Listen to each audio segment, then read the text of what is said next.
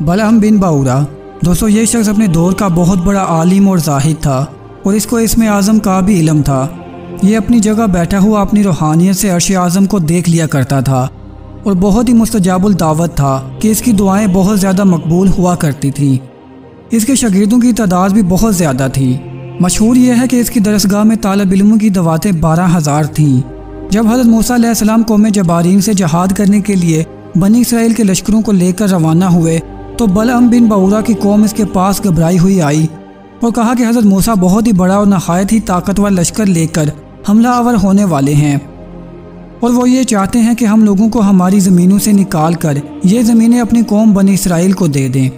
اس لیے آپ حضرت موسیٰ کے لیے ایسی بددعا کر دیجئے کہ وہ شکست کھا کر واپس چلے جائیں۔ آپ چونکہ مستجاب الدعوات ہیں اس لیے آپ کی دعا ضرور قبول ہوگی۔ یہ سن کر بلعم بن باورا کانپ اٹھا اور کہنے لگا کہ تمہارا برا ہو، خدا کی پناہ حضرت موسیٰ اللہ کے رسول ہیں اور ان کے لشکر میں مومنوں اور فرشتوں کی جماعت ہے، ان پر بھلا میں کیسے اور کس طرح بددعا کر سکتا ہوں؟ لیکن اس کی قوم نے رو رو کر اور گڑ گڑا کر اس طرح اصرار کیا کہ اس نے یہ کہہ دیا کہ استخارہ کر لینے کے بعد اگر مجھے اجازت مل گئی تو بددعا کر دوں گا۔ مگر استخارے کے بعد جب اس کو بددعا کی اجازت نہیں ملی تو اس نے صاف صاف جواب دے دیا کہ اگر میں بددعا کروں گا تو میری دنیا اور آخرت دونوں برباد ہو جائیں گی۔ اس کے بعد اس کی قوم نے بہت سے گراں قدر ہدیات اور تحائف اس کی خدمت میں پیش کر کے بے پناہ اصرار کیا، یہاں تک کہ بلعم بن باورا پر حرص و لالچ کا بھوت سوار ہو گیا اور وہ مال کے جال میں پھنس گیا اور اپنی گدی پر سوار ہو کر بددعا کے لیے چل پڑا۔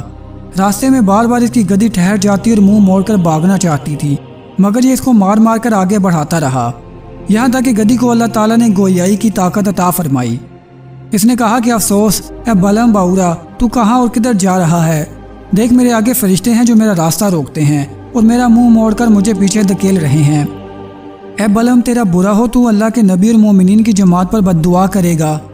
گدی کی تقریر سن کر بھی بلعم واپس نہیں ہوا، یہاں تک کہ حسبان نامی پہاڑ پر چڑھ گیا اور بلندی سے حضرت موسیٰ کے لشکروں کو باغور دیکھا اور مال و دولت کے لالچ میں اس نے بددعا شروع کر دی۔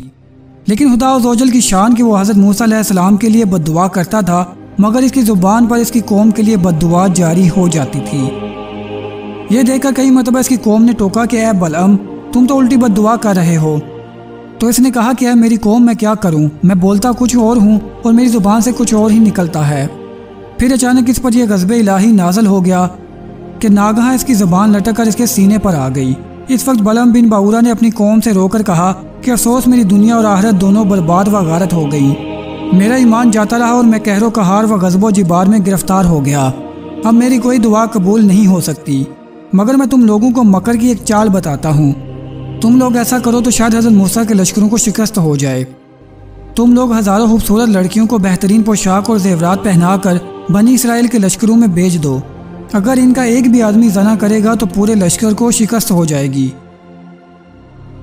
چنانچہ بلعم بن باورا کی قوم نے اس کے بتائے ہوئے مکر کا جال بچھایا اور بہت سی خوبصورت دوشیزاؤں کو بناؤ سنگار کرا کر بنی اسرائیل کے لشکروں میں بھیج دیا، یہاں تک کہ بنی اسرائیل کا ایک رئیس ایک لڑکی کے حسن و جمال پر فریفتہ ہو گیا اور اس کو ساتھ لے کر حضرت موسیٰ کے سامنے حاضر ہوا اور فتویٰ پوچھا کہ اے اللہ کے نبی، یہ عورت میرے لیے حلال ہے یا نہیں؟